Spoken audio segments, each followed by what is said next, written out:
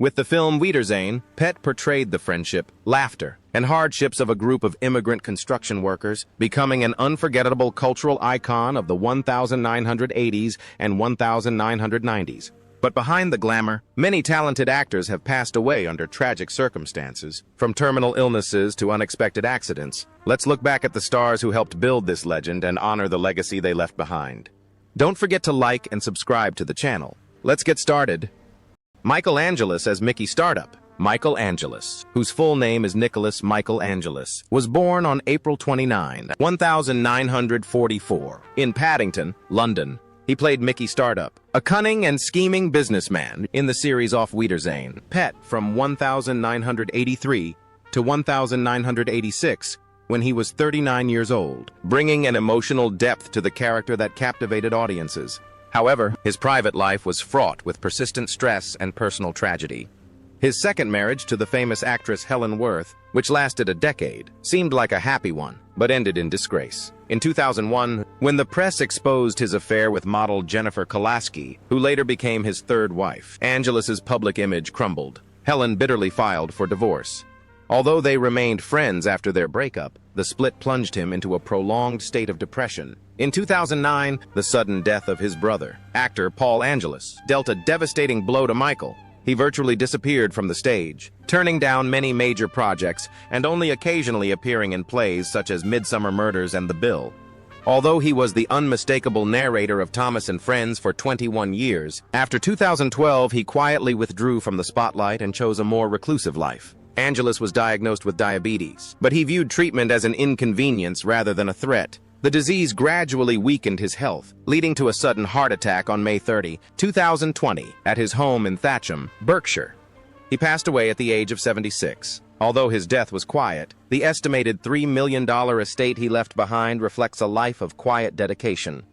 Pat Roach, who played Brian Bomber Busbridge, is Francis Patrick Roach. Francis Patrick Roach was born on May 19, 1937, in Birmingham, England. He made a lasting impression playing Brian Bomber Busbridge, a large, gentle construction worker, in the classic series Auf Wiedersehen. Pett, from 1983 to 1986, when he was 46 years old. This role propelled him from the wrestling ring to the television screen. But behind his imposing physique and warm smile lay a life gradually eroded by tragedy and silent sacrifice.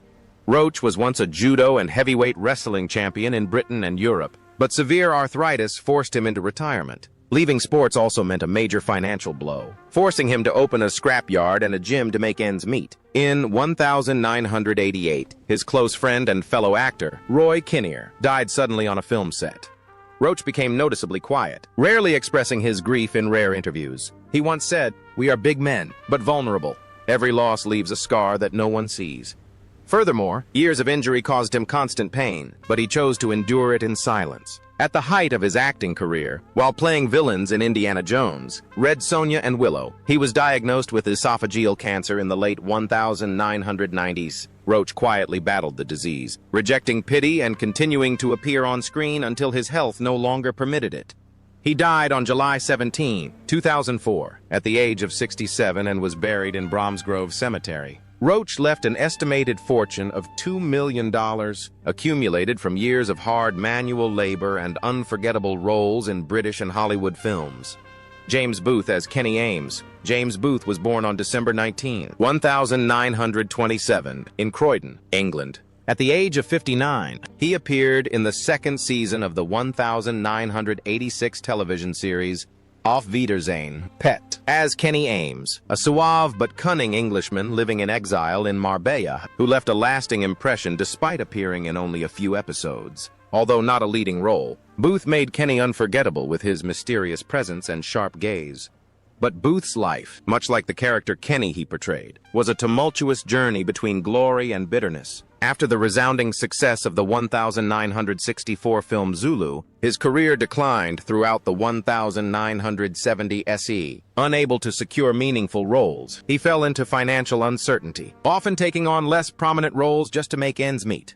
Booth once admitted that it was a time when he felt like a shadow of himself, suspended between a glorious past and a cold present. The pressures of work not only weakened his spirit but also strained his family life. married to Paula Delaney in 1960, with whom he had 4 children. Booth still carried a sense of guilt about his long absences. His demanding Hollywood filming schedule kept him away from his wife and children for extended periods. And in his later years, he confessed, "I've played hundreds of roles, but being a father is the worst role I've ever played." In his final years, he lived in a state of repentance, trying to reconnect with his family during the precious time he had left.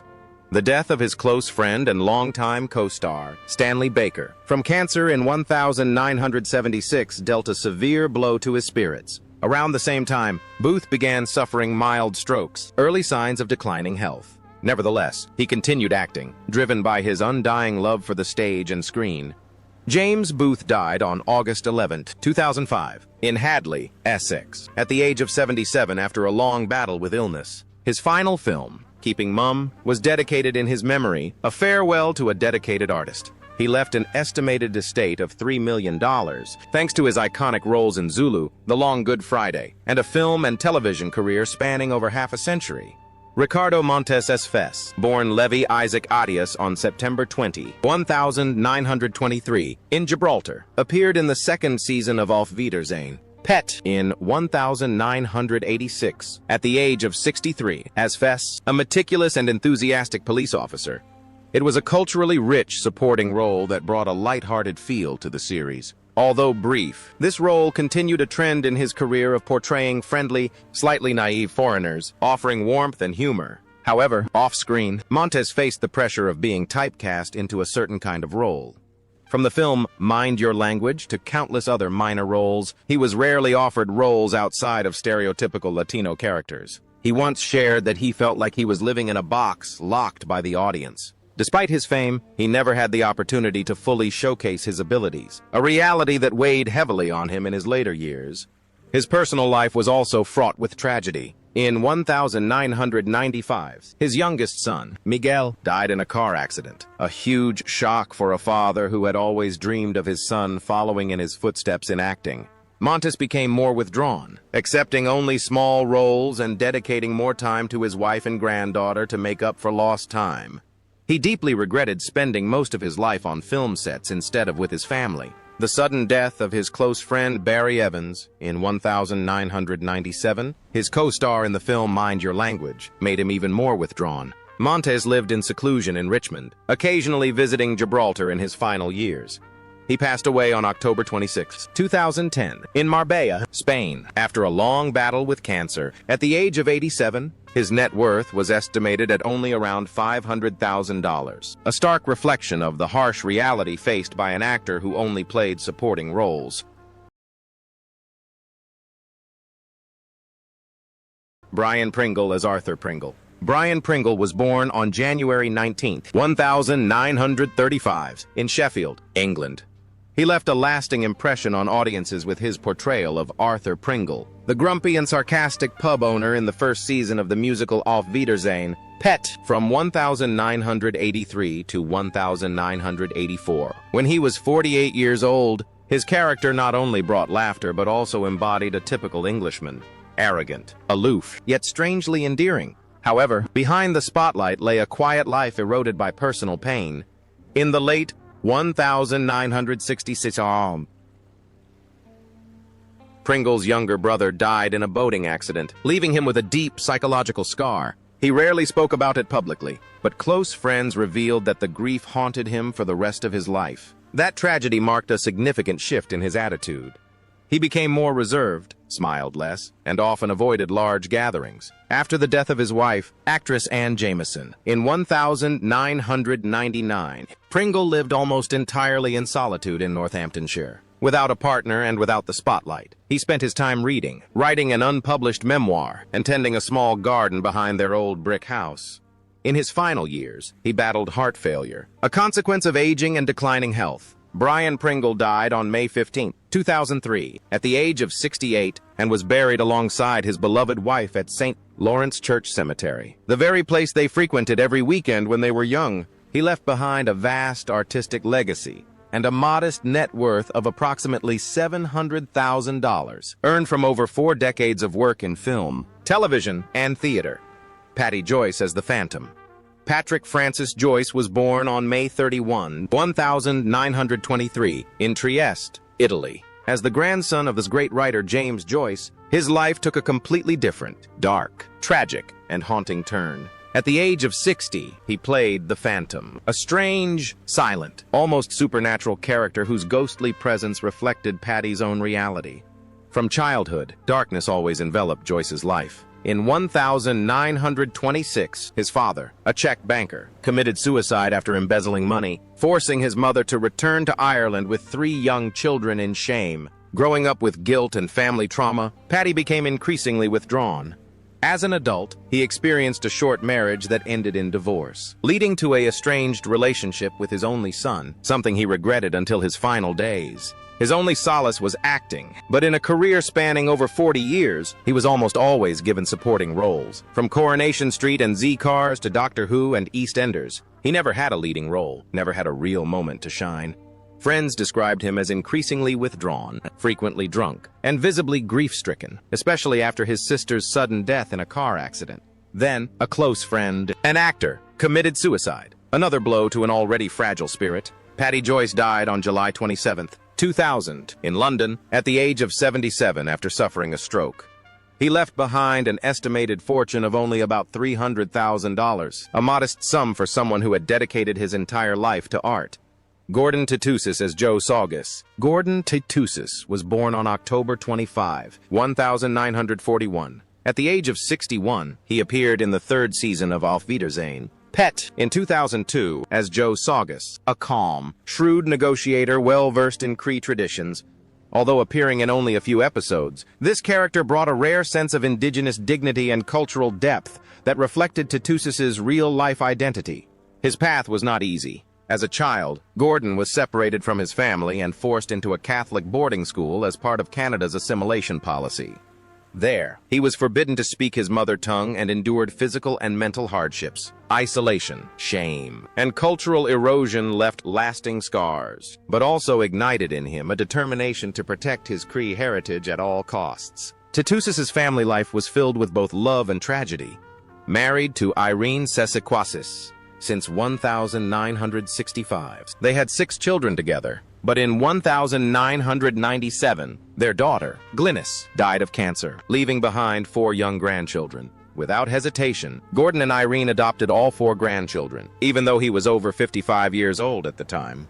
Every night, despite his grief and busy schedule, he would read Cree stories to them, considering it a sacred duty to pass on ancestral traditions. He suffered another profound loss when his spiritual mentor, Chief Dan George, passed away in 1981, a man who had guided him into the world of art. That moment solidified Titousis's determination to open doors of opportunity for Indigenous youth.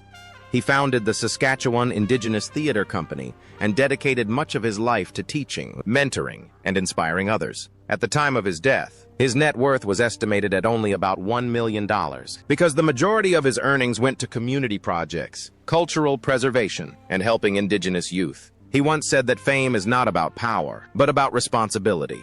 Gordon Titousis died on July 5, 2011, at St. Paul's Hospital in Saskatoon from complications of pneumonia at the age of 69. He was buried at Poundmaker Cree Nation alongside loved ones and on the sacred land of his ancestors. This includes the role of Herr Grunwald, played by Michael Sheard.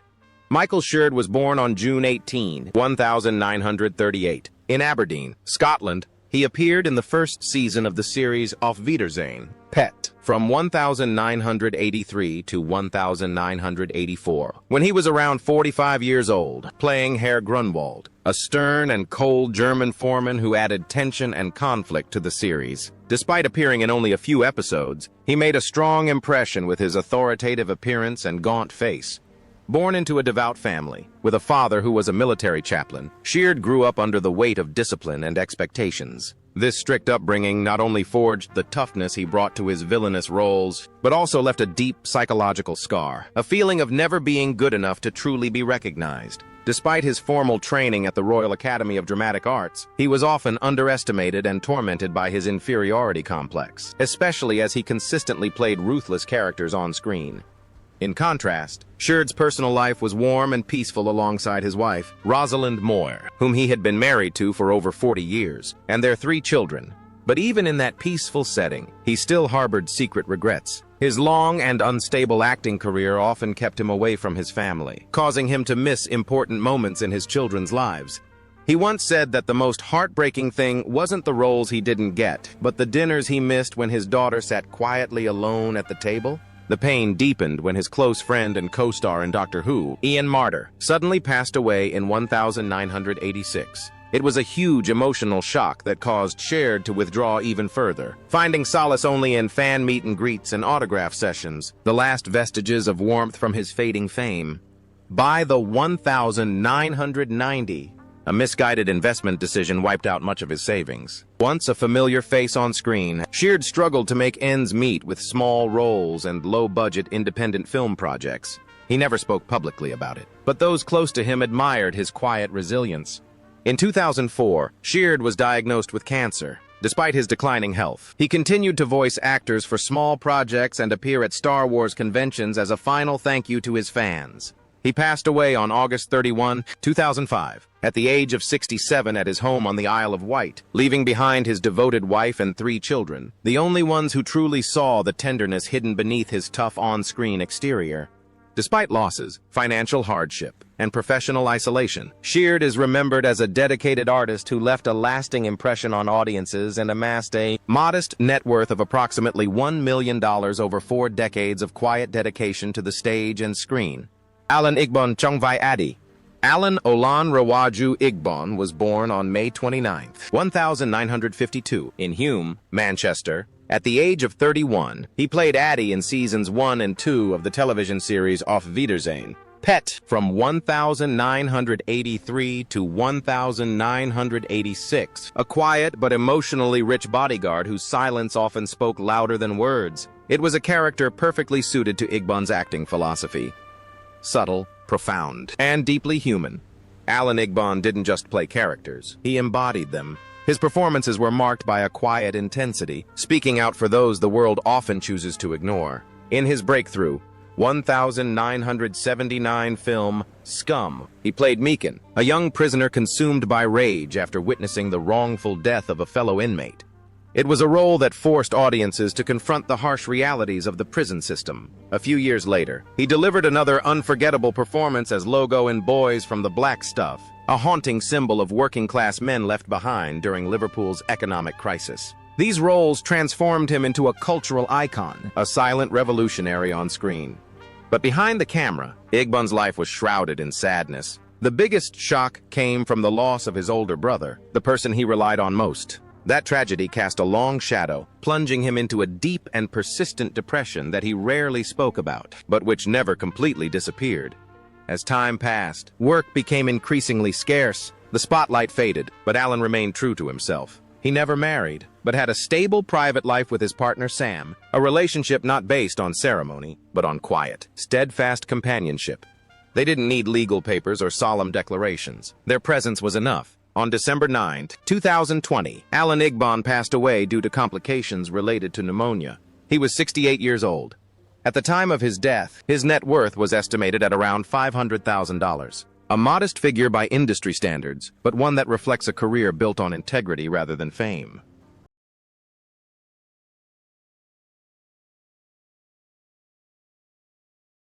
Michael Elphick as Magawan. Michael John Elphick was born on September 19, 1946, in Chichester. At age 37, he appeared in the film Auf Wiedersehen, Pet, 1983-1986, as Magawan, a rough, violent Irish laborer who brought fear and instability to the group. Despite being a supporting character, Elphick made the role unforgettable with his terrifyingly realistic and convincing performance, to the point that many viewers couldn't distinguish between acting and reality. Behind the scenes, Elphick struggled with persistent alcoholism. From the late 1980s onwards, he frequently visited rehabilitation centers but never managed to maintain sobriety for long. At one point, he admitted to drinking 2 liters of alcohol a day, devastating both his body and mind. Every time he stood in front of the camera, it was a battle with trembling hands and blurred vision. Despite the film Boone's resounding success, attracting 11 million viewers, he never truly enjoyed his fame. His last remaining emotional anchor was his wife, Julia Alexander, a humble teacher who had been by his side since 1963. She was not only his wife but also his savior, preventing him from completely collapsing. But in 1996, Julia died of cancer, plunging him into despair. He admitted to having contemplated suicide, and despite his attempts to return to acting, he was a shadow of his former self. Family, friends, and career all crumbled under the weight of his self-destructive tendencies. The deaths of close friends like Kenneth Moore and Michael Williams further deepened his isolation. For a time, Elphick lived in near exile in Portugal, where, while drunk, he grabbed a gun and chased after car thieves. Later, when cast as Harry Slater in EastEnders, his alcoholism prevented him from continuing the role, and the character was removed from the script. On September 7, 2002, Elphick died of a heart attack at his London home, just 12 days before his 56th birthday. He reportedly left behind approximately $700,000, mostly from his peak career, much of which had dwindled over the years.